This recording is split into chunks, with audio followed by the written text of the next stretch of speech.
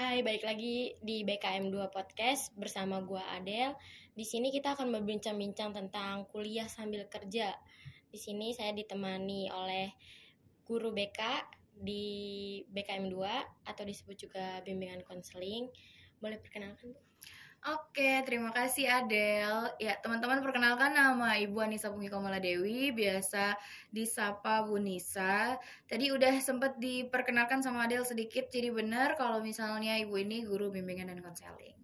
Oke, makasih Bu. Iya, sama-sama. Boleh tahu kabarnya gimana, Bu? Kabarnya alhamdulillah baik. Adel gimana? Alhamdulillah baik. Oke. Gimana nih? Jadi saya mau nanya tentang kuliah sambil kerja tuh. Prosesnya gimana atau tujuannya tuh apa? Kalau kuliah sambil kerja itu berarti lebih dicondongkan pada prioritasnya adalah kuliah.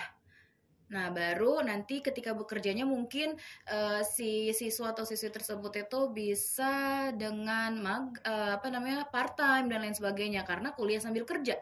Tapi beda hal ketika kerja sambil kuliah. Kalau kerja sambil kuliah itu dia lebih cenderung kuliahnya ngambil kelas karyawan karena lebih memprioritaskan kerjanya. Tujuannya apa? Tujuannya sebenarnya kalau untuk hanya jenjang tingkat SMK aja di persaingan sekarang di Indonesia ini kurang cukup, menurut Ibu kurang cukup memadai atau enggak kurang cukup daya bersaing. Karena sekarang ini di dunia pekerja itu adalah yang dibutuhkan selain skill juga intelijensi atau enggak intelektual dan educationnya. Jadi penting banget untuk kita melanjutkan ke pendidikan selanjutnya kayak gitu.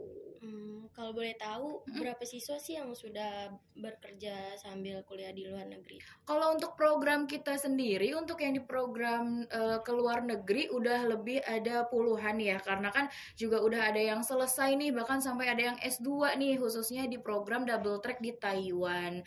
Nah, program itu sendiri kita masih berjalan dan sempat tertunda di masa-masa COVID dan masa-masa pandemi kemarin ya, tapi di 2022 akhir kemarin itu kita sudah memberangkatkan lagi kayak gitu.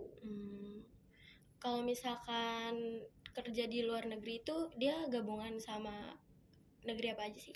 Kalau misalnya untuk program yang double track kuliah sambil magang itu kita bekerja samanya dengan negara Taiwan. Kebetulan di sana ada Isou University, Chanan University, Sute University dan banyak lagi yang lainnya. Nah, karena zaman sekarang susah nyari kerja, susah nggak sih Bu kalau misalkan buat ke luar negeri gitu?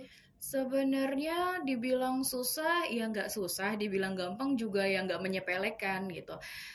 Yang penting kita niat mau belajar, niatnya bener-bener mau sukses. Terus juga orang tua juga support dan sekitar kita juga support, itu insya Allah bisa aja kok. Kalau ke luar negeri itu pahitnya itu mungkin di tahun pertama dan kedua karena kan harus bersosialisasi dan beradaptasi di negara luar yang nggak biasa di sini gitu. Kalau buat biayanya itu dari sekolah atau dari pihak masing-masing? Kalau untuk biaya itu pasti dari orang tua masing-masing atau enggak dari siswa-siswa itu masing-masing. Sekolah hanya membantu menyalurkan, membantu mengarahkan dan membantu untuk memberangkatkan siswa-siswi yang berminat memang di luar negeri. Oke, terima kasih yang sudah menonton. Terima kasih juga buat Bu Nisa yang sudah mau menjelaskan. Iya, sama-sama. Semoga yang menonton mendapatkan informasi yang lebih luas dan berminat juga. Saya Adel, saya pamit undur diri. See you next time.